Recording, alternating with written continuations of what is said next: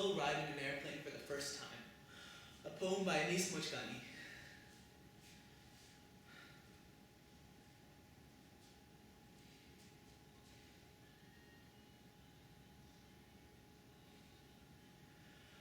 I'm 30 years old, and I'm trying to figure out most days what being a man means.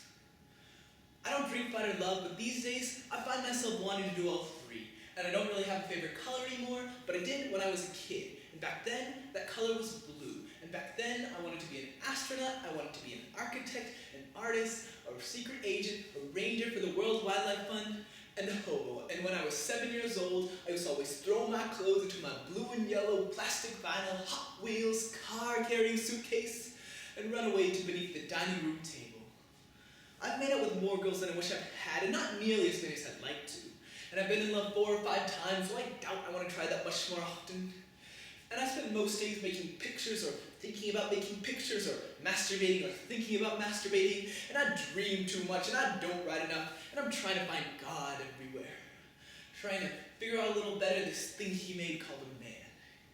And the television tells me that it's bare-knuckle bombing. If I drove a tank or was a movie star, my penis would be huge. And that's what I want because that's what being a man means, or at least that's what they keep telling me. My pops, he takes care of us.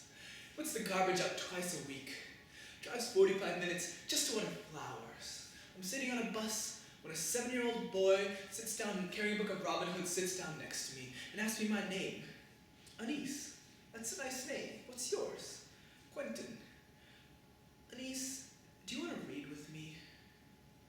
So, tell me what my fists keep writing. My fingers open like gates when I write, and the wind is swinging in the wake. I lift bridges with poems, and forests grow in my mother's eyes. I'm looking for God, Quentin. Well, this world tries to forget you for trying for Quentin. This world hates your eyes for they are small and pure. And Quentin, this world hates your fingers, little like the stems of flowers, for not being able to pick up the things you left behind simply because you're still learning to do so.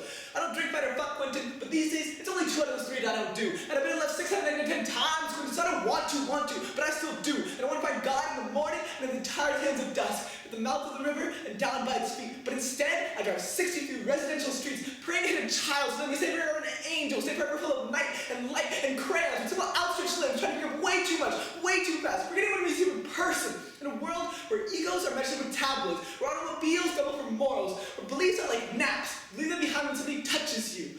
And in a place where oil always expresses for life, I find myself sitting on a bus, watching a small boy float down like fresh water, carrying a book that I used to, asking if I want to see what he sees, if only for a little while, and I do. And then he asks me if I want to give to him what I see, if only for a little while, and I read to him.